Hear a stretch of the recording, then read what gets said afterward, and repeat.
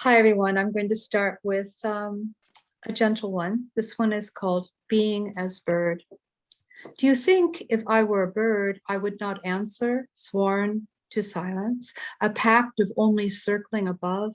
And yes, what if I circle, as in the habit of wings? Is it only you to be there above, looking down and down? Is it not mine too, the looking to see even the smallest of fruit there hidden in the branches, that which is hidden from sight when we are on the ground? It is mine, it is mine, it is mine, this looking, this fruit, being as bird. Then this one is called Plenty, inscribed by language, tattooed by love. The pause deepens and waits. Where is the promised freedom, the release? The cat's paw behind the barred window, tentative, checks for passages out, cautious, still, yet not broken or gone. The rain signals the release. It chooses another escape and waiting, checking the sky for signs of rain, scouring the clouds for symbols, this or that, what meaning the color red assigns and banishes all replaced by thoughtless blue. Is there the moment of going, the moment sunk like a stone in the well of abject staying? Why the feet ground like roots growing down, infiltrate the soil, cling and cloying, see the four directions and travel underground. Perhaps I travel that way and not in the sky, above water, sinuous as a root system growing underground. Travel deep and far, forgiving the earth which softens and allows my passage, the root system seeking water, the pool of resistance, that deep, the well of souls like you, the sisters smiling, the aunties, the hands that work sure and steady, the faces deep, the ocean of kindness, the faces of familiar who say, we know, traveling to the well to meet you. Who am I to know, to say I know, that we all seek light is enough. Then this one's called Dark Orpheus, sort of subtitled The Hours. It's for Jean Cocteau, a favorite filmmaker and poet of mine. I am counting 1, 2, and 3 and on. I will go further, counting the hours of days. The fingers move, keeping time, attuned to the signals, and signal to each other, each finger as it moves, its own, moving as it will, yet keeping time, in solidarity as one. The hand knows and moves as one. They, the fingers, are the signals, the messengers in silence when we cannot speak. The tides are clock, the water gathering to us to lick the shore and signal to us, to each other, keeping time. I am counting the baby's toes, the hours of her day. She has 10. I can pause and rest thankful. He, the baby, has all toes and fingers whole and complete, a nose sweet and well-formed, lips, the tender blossom of purity, of form, completion, life that is continued. We can pause and rest content. We know in dreams that from the other side the lyre plays. It calls to you sweetly. In the mirror you see a reflection. Is it yours? You, the dark Orpheus, on the other side of the mirror, the other side where you are going, joining your dark double through the looking glass, the light one in the dark, the enlightened being on the other side. On the other side, we know, awaits the melted clocks of Dali, the checkerboard patterned floor of de Chirico, dizzying, distorting perspective ad nauseum as it travels to the disappearing line of infinity, and Cocteau. Cocteau is there, the eyes embedded in the frame of the fireplace, the mantle watches as we pass, supporting the fire, the arms coming from the walls, holding the candelabra to light our way as we move. The arm moves with us, the stuff of dreams, the stuff of our knowing. We can rest content and knowing when the counting of things is done. Death is only the middle of time, it is said, not the end of time. The monstrous forms, your imagination shapes of those demons in the night on the other side of the glass.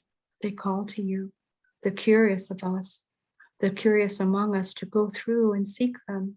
And what will you find but simply yourself as demon on the other side? Time divides us, yet conquers all. We, the co-joined, the two sides, the dark, the light, into that which meets, into the middle of the mirror, the balance of dark and of light. And this one is a poem I wrote in honor of my friend, the lantern carrier.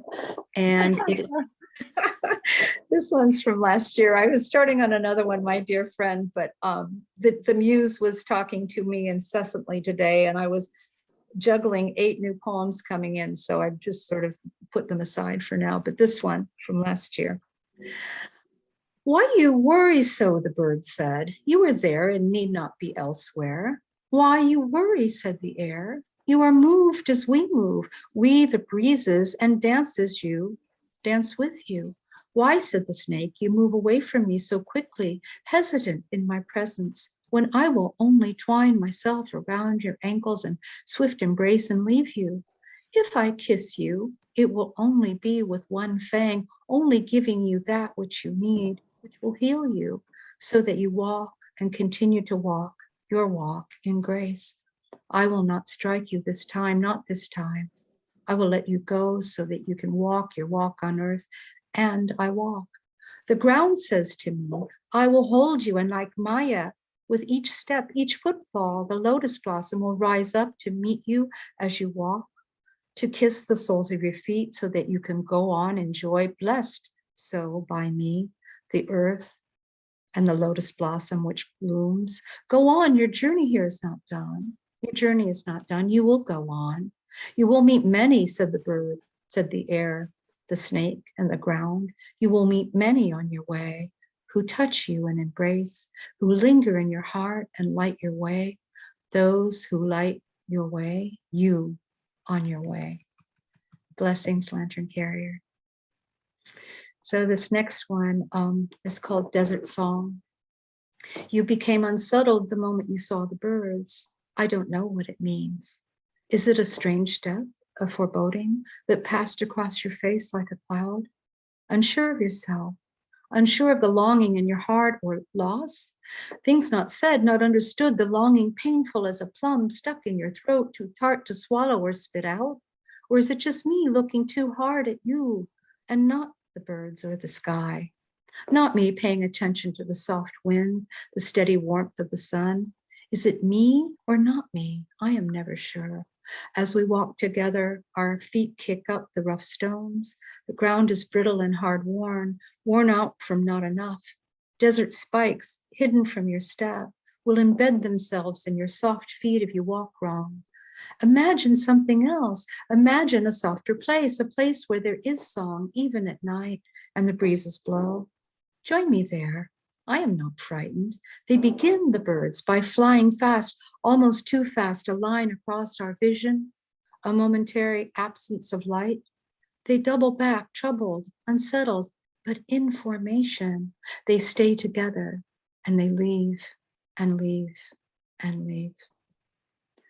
This next one is an instructional poem. I write many of them. It's called the fulcrum. So the definition in the dictionary is 1, the point or support on which a level pivots. 2, zoology, an anatomical structure that acts as a hinge or point of support. 3, most importantly for this poem, an agent through which vital powers are exercised. So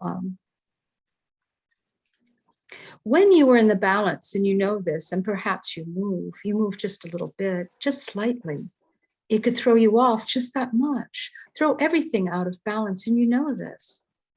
And if you hold still, hold straight, and you do not move, do not flinch nor blink, even more, move one half, and you hold fast, hold fast, hold fast, then you are stationary. But are you safe? Are you safe? Then knowing this, whatever you know when you know you cannot move, that you must not move, what do you do? This is what you know at that moment. You know that you cannot hold this position, nor can you move. And more, you know that you are not safe. You know that you are not safe. You are not safe. Definitely, you are not safe. And then you go deep and you hold deeper and you stay very still. more still than you ever have.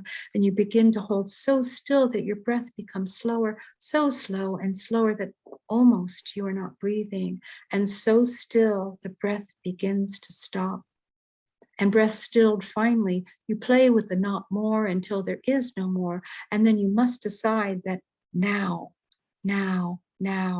is the time to move, to begin to move again, that you must move and hold no more the position of not move, the position you now hold and can hold no more. And you move again, now more than slightly, more than enough, more than you must. You must move your eyes and blink. You must move your head now side to side and feel this, the movement of your head, the movement now in your body, feeling again your existence. And you look, and you then must move your arms wide and feel your feet under you, and you walk. And then as it comes to you, you dance, and again you dance, and it becomes a spin, the eternal spin. And it is then that you are no longer in the balance. You are the balance of everything, and you spin. So I think this might be my final one. It's called Zabriskie Point. I've read it here before, but I like this poem. It's from a funky movie from 1969, which some people really loved and some people did not. Michelangelo Antonioni is the director. I stick my toe in the cold water and withdraw it. Dare I go into this time? Dare I walk into this world staring straight onward ahead of me, eyes trained at the disappearing line, the Zabriskie point on the horizon, which exists only in thought, the point at which we can never be, only yearn for, visible, not attainable, that line between sky and sea.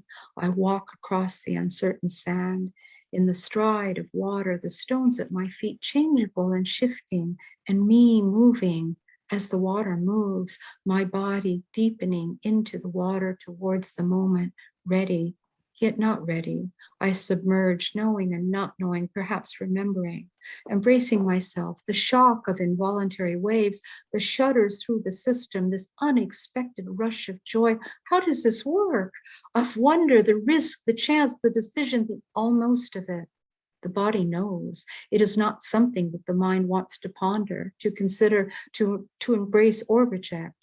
This decision to enter the water, to keep walking towards disappearing line, to disappear or not, the possibility of it.